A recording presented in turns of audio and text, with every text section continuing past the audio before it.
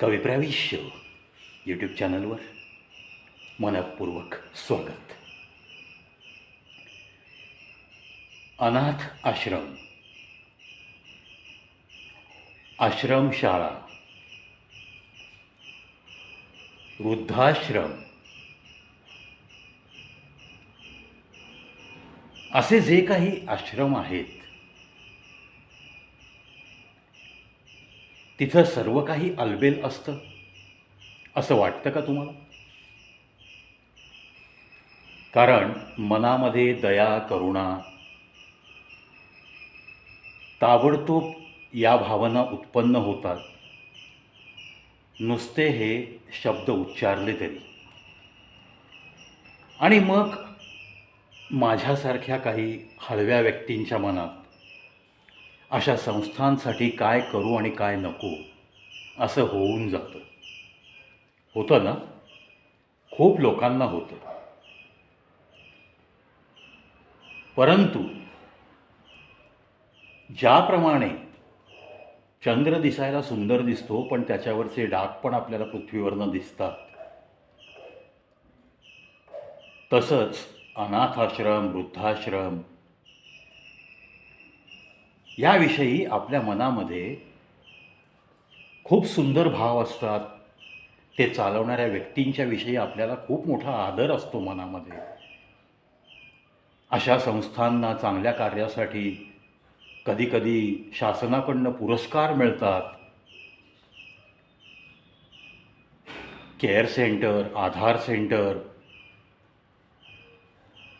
त्यानंतर असे काही आश्रम आहेत जे बालकाश्रम आहेत, ज्यांच्या माता पित्यांना एड्स होता आणि ते आता या जगात नाही आहेत, अशा बालकांना सांभाळणारे सुद्धा आश्रम आहेत. समाज ज्या लोकांकडं कुत्सित नजरेने पाहतो, अशा लोकांना आधार देणारी ही केंद्र, आश्रम, अशाच नजरेने आपण पाहतो ना त्यांच्याकडं. आणि त्यांचं चांगलं कार्य कुठेतरी शासन दरबारी पोहोचतं, तेव्हाच त्यांना पुरस्कृत केलं जातं. हे पण आपल्याला माहिती आहे, हेही आपण पाहतो समाजामध्ये. सगळं काही अलबेलच असतं असं मात्र नक्कीच नाही. अशी काही उदाहरणं जी पुराव्यासहित सांगू शकत नाही आपण, पण अशी काही उदाहरणं, आणि आपण म्हणतो ना की कुछ तो है वहाँ लेकिन वो बाहर नहीं आएगा, अशा अवस्थेत काही आश्रमांमध्ये असं काही ना काही नक्की सुरू असतं. मध्यंतरी आपण ऐकलं असेल, पेपर न्यूज पण झाली होती त्या बाबतीत. मतिमंद मुलींना ज्या आश्रमात सांभाळलं जातं त्या ठिकाणी गैरकारभार सुरू होते असं आपण वाचनात आलेलं आहे. तुमच्याही आलं असेल. याच पद्धतीने काही आश्रमांमध्ये असा गैरकारभार चालू असतो, फक्त तो चव्हाट्यावर येत नाही. अनेक महिला आश्रमात महिलांच्या मनाविरुद्ध त्यांना नको ती कामं करायला लावली जातात. अशी एक कुजबूज बाहेर येते.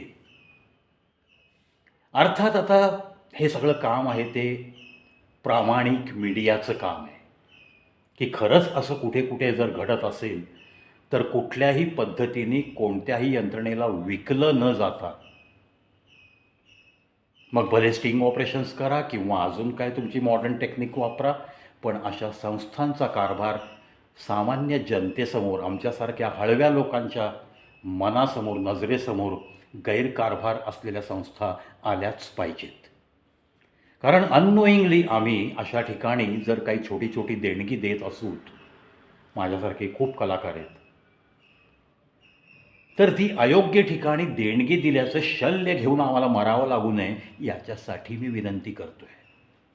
मग आता जे जाता जाता मला जे काही उमजलं आहे ते थोडंसं समाजापर्यंत पोहोचवण्यासाठी मी सांगतो आहे की या अनाथाश्रम, वृद्धाश्रम, महिलाश्रम, बालकाश्रम इथं सगळं काही व्यवस्थित चाललं आहे असा समज करून घेऊ नका.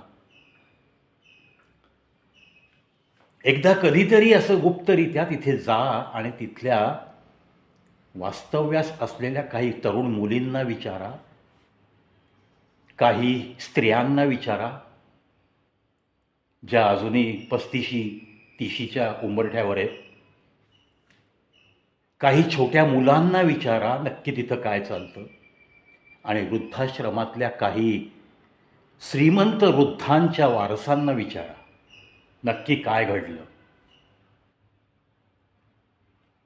चव्हाट्यावर सगळ्या आपल्या जनतेच्या समोर असे कारभार कधीही येऊ देत नाहीत, इतकी ती काळजी घेतात.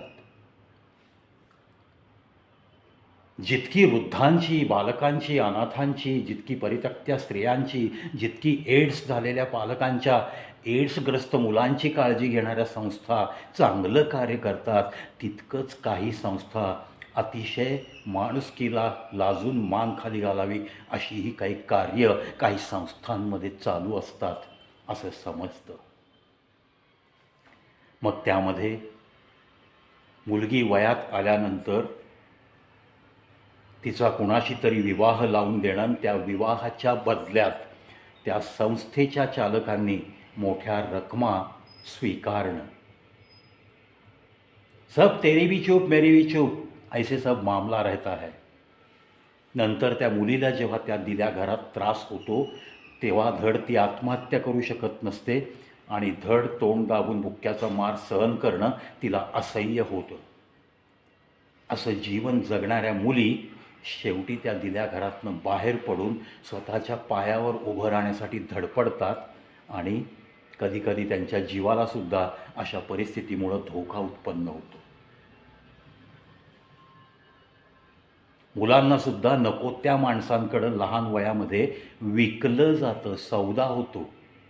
तो सौदा रेकॉर्डवर येत नाही. सगळ्या ठिकाणी समजूतदारपणे तो मुलगा स्वतःच जायला तयार झाला, ती मुलगी स्वतःच जायला तयार झाली, अशा प्रकारची कागदपत्रंसुद्धा बनवली जातात. काय आम्हाला कळणार आहे? काय आम्ही सिद्ध करू शकणार आहे या गोष्टी?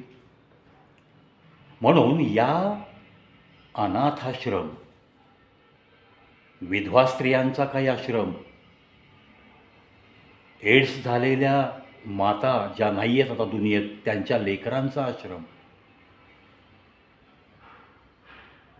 असे सगळे जे आत्तापर्यंत वृद्धाश्रमसुद्धा यातून सुटला नाही आहे अशी परिस्थिती काही वृद्धाश्रमात आहे. दिखावा करताना आमच्या इथं मोफत वृद्ध राहतात असा दिखावा नक्की केला जातो. एखाद्या वृद्धाची छानपैकी हळूहळू माहिती काढून प्रॉपर्टी कुठं आहे, काय आहे याचा सगळा शहानिशा करून त्याला खूप छानपैकी प्रेम देत सांभाळलं जातं. त्याचे दिवस कमी राहिलेले असतात तेव्हा हे प्रेम जास्त वाढत जातं आणि नंतर अशी टपून बसलेली जी काही माणसं असतात, माणसं क्वेश्चन मार्क आहे त्याच्यापुढं, ती आपला बरोबर फायदा घेतात. अशाही काही पडद्याच्या आड या आश्रमांमध्ये घटना सुरू असतात. तशा काही थोड्या घटना बाहेर आलेल्या आहेत. थोड्या काही मुलींनी तसे धडधडीत इंटरव्ह्यू दिलेले आहेत. एका मुलीचा तर इंटरव्ह्यू मला बघण्यात आला की ती सांगते, माझी एक मैत्रीण होती, तिला बळजबरीने लग्न करायला लावलं आणि नंतर मी विचारायला गेले तर ती मैत्रीण आता कुठं आहे, कशी आहे, नक्की तिचा पत्ता काय, काहीही थान पत्ता लागत नाही. मग नक्की गेली कुठे असं ती मैत्रीण प्रश्न विचारते. मग जेव्हा तिथून बाहेर पडलेली एखादी विवाहित झालेली अनाथ मुलगी अशा पद्धतीने व्यक्त होते, जिने आयुष्य तिथं काढलेलं असतं, ती जेव्हा भयभीत होऊन काही वाक्य उच्चारते तेव्हा नक्कीच कुठेतरी काहीतरी पाणी मुरतंय ना. तिला यातना इतक्या असह्य झाल्या त्या इंटरव्ह्यूमध्ये, तिने एक वाक्य वापरलं कि मैं तो उस भगवान के लिए प्रार्थना करती हूँ, अक्सर उसके चरणों पे प्रार्थना करती हूँ कि अगर छीनना है तो सबके पास का सब कुछ छीन लेना भगवान, लेकिन किसी के माँ बाप को नहीं छीनना। किसी के माँ बाप का सहारा मत छीनो। बाद में उस बच्ची पे जो जिंदगी बीतती है ना, उस पे जो भी बीतती है वो बहुत लफ्ज़ों में बयान नहीं कर सकते, ऐसी बीतती है। इसीलिए छीनना है तो सब कुछ छीन ले, मगर हमारे माँ बाप को मत छीन, अशी आर्ततेने ती त्या भगवंताकडे प्रार्थना करतानाचं तिचं वाक्य होतं। ऐकून अंगावर काटे येतात, डोळ्यातनं आसू आपोआप वाहतात मित्रांनो, की माणुसकीच्या पडद्याखाली अशा पद्धतीने सुद्धा माणुसकीचा खून होत असेल तर मग आपण तो रोखू शकत नाही का सामान्य नागरिक म्हणून?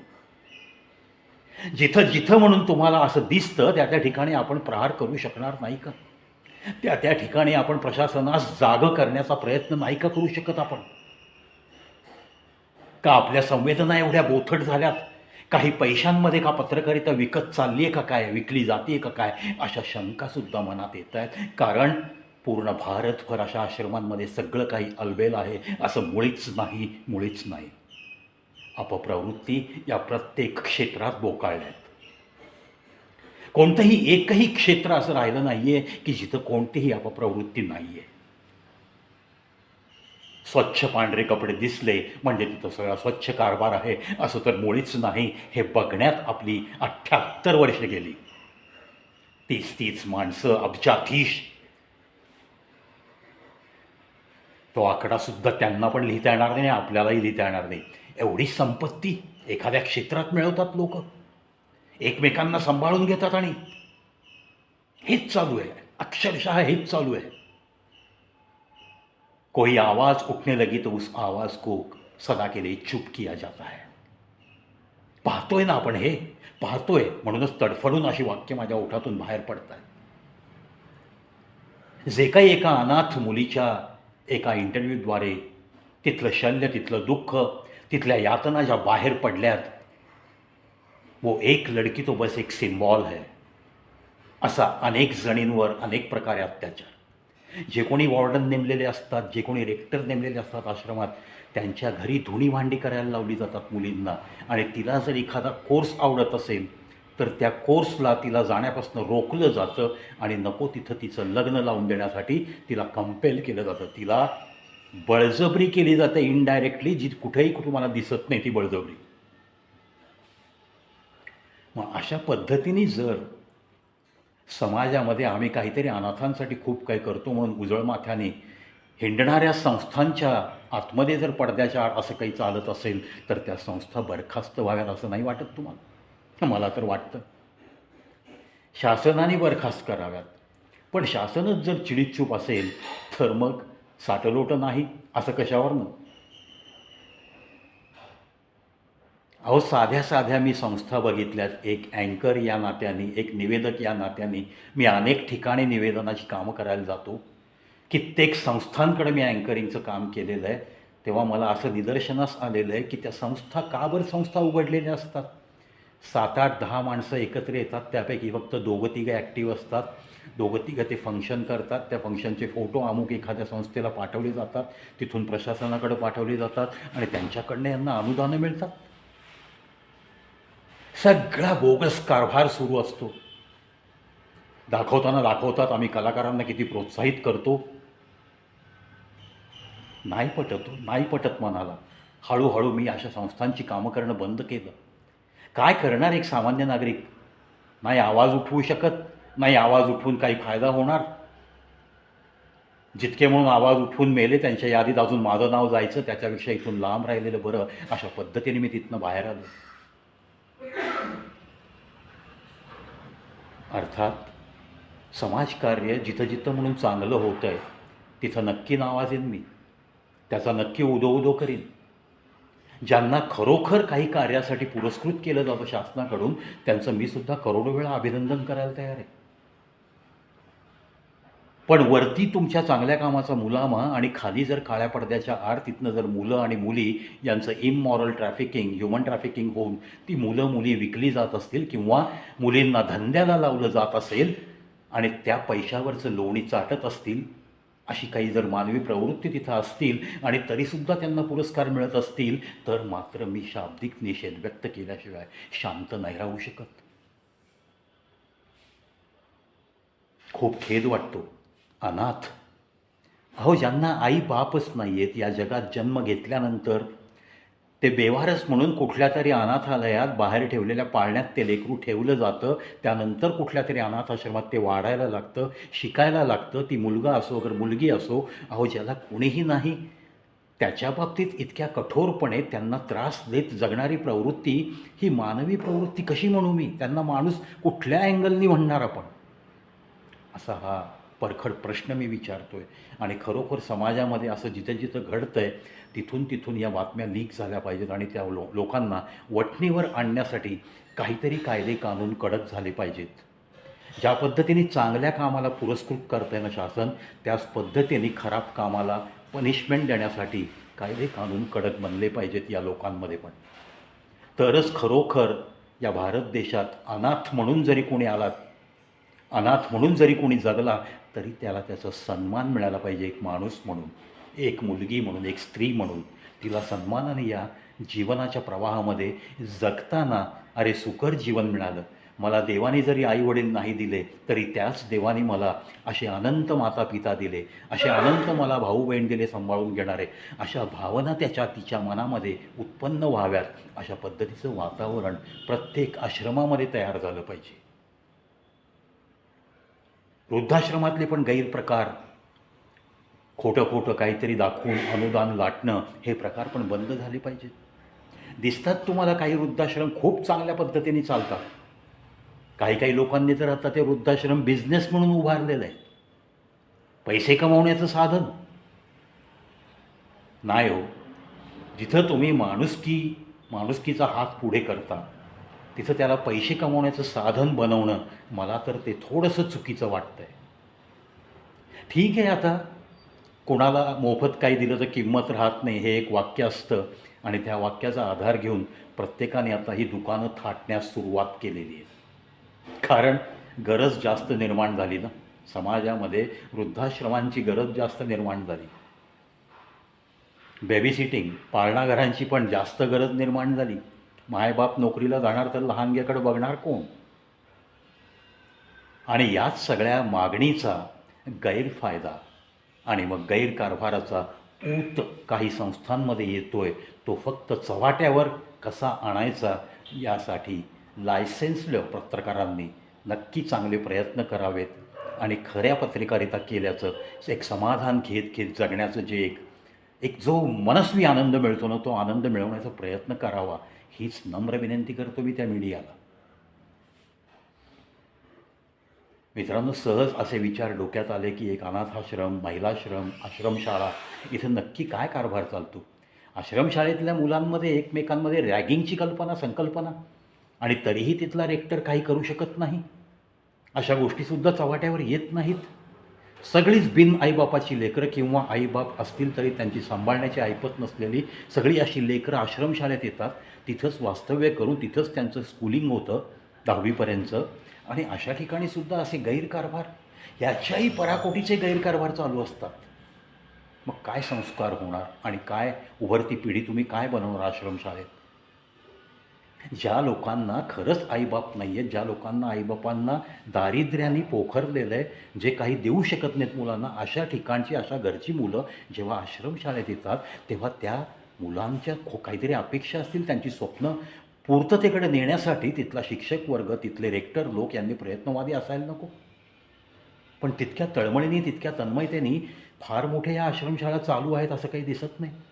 उद्देश पैसा कमावणं, गव्हर्नमेंटच्या ज्या काही फॅसिलिटीज आहेत, समजा त्या रिझर्व्ह कॅटेगरी असतील तर त्या मस्तपैकी त्या लाटण्याचा प्रयत्न करणं, पटसंख्या जास्त दाखवणं, हा तर आपल्या भारत देशाला लागलेला रोग आहे. असे गैरकारभार कुठेही होऊ नयेत. ज्या काही संस्था चांगलं कार्य करत आहेत त्यांच्या पाठीवरती कौतुकाची थाप नक्कीच द्यायला अख्खी जनता तयार आहे. पण ज्या ठिकाणी गैरकारभार चालू आहे, ते बाहेर येऊ शकत नाही आहेत. त्यासाठी कोणाचं तरी धारिष्ट झालं पाहिजे आणि गैरकारभार करणाऱ्याला अशी जरब बसली पाहिजे, अशा काही शिक्षा हव्यात की नंतर कोणाच्याही मनात असा गैरकारभार अशा संस्थांमध्ये करण्याचं धारिष्ट्य झालं नाही पाहिजे. कोणत्याही पांढऱ्या बगळ्यांनी कोणालाही पदराआड घेतलं नाही पाहिजे. असं एक चांगलं वातावरण आपल्या देशात निर्माण होईल का, हा प्रश्न घेऊन या व्हिडिओत इथंच थांबतो. पाहत राहा, ऐकत राहा. अशाच काही सामाजिक प्रश्नांवरती पण कवी प्रवीत शो या यूट्यूब चॅनलवरचे असे अनंत व्हिडिओ, थोडासा आवाज उठवण्याचा हा प्रवीचा प्रयत्न. माहीत नाही याचा उपयोग कितपत होईल, काय होईल, कुठपर्यंत हा आवाज पोचेल, का माझा पण आवाज दाबण्यासाठी काही लोक दारापर्यंत येतील, काही माहिती नाही. पण आता जे होईल त्या सगळ्या गोष्टींसाठी मानसिक तयारी करूनच पुढचं जीवन जगायचं, असा एक हेही आम्ही मनाशी केलेला आहे. त्यामुळं अशा पद्धतीने नक्कीच भेटत राहू याच माझ्या चॅनलवर, ज्याचं शीर्षक आहे कवी प्रवीज शो.